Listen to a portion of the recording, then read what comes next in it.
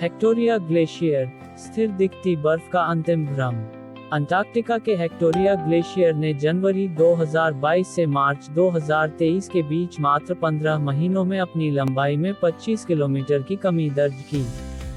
2 महीनों के एक छोटे से दौर में ये पीछे हटाव 8 किलोमीटर तक पहुंचा, जो आधुनिक इतिहास में किसी भी ग्राउंडेड ग्लेशियर के सबसे तेज क्षरण का रिकॉर्ड है।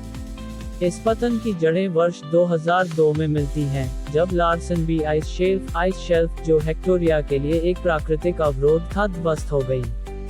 उसके बाद 2011 में समुद्री बर्फ ने ग्लेशियर के मुख पर पुनः स्थिरता दी, किंतु जनवरी 2022 में विशाल समुद्री लहरों ने उस बर्फ को तोड़ दिया। इससे ग्लेशियर का तैरता हुआ आइस टंक खंड दर खंड टूटने लगा और 16 किलोमीटर की बर्फ समुद्र में बिखर गई। लहर 2022 की सर्दियों में बाहरी टूटना रुका, लेकिन नासा के आइससैट-2 उपग्रह के लेजर अल्टीमेट्री आंकड़ों ने दर्शाया कि बर्फ तब भी पतली होती रही।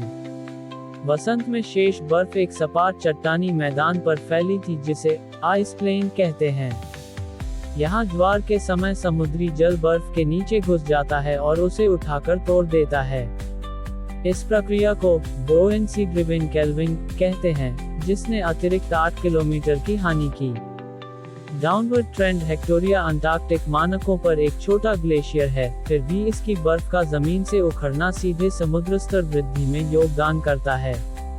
वैज्ञानिक अब चिंतित हैं कि इसी ज्यामितीय संरचना वाले अन्य बड़े ग्लेशियरों में भी यही प्रक्रिया हो सकती है।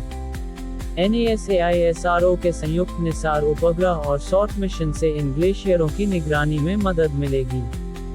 वार्निंग साइन कोलोराडो विश्वविद्यालय के वरिष्ठ शोधकर्ता टेड्स कैम्बोस के अनुसार हेक्टोरिया अब धीमी मृत्यु की ओर है। ये ग्लेशियर नहीं, जल्द ही एक फ्योर्ड बन जाएगा, उन्होंने कहा। अंटार्कटिक प्रायद्वीप पर बढ़ती गर्मी के साथ और ग्लेशियर अपना आइस टंक खो रहे हैं, और उनके मुख समुद्र तल पर टिके हैं, एक ऐसी स्थिति जिसे लौटाया नहीं जा सकता।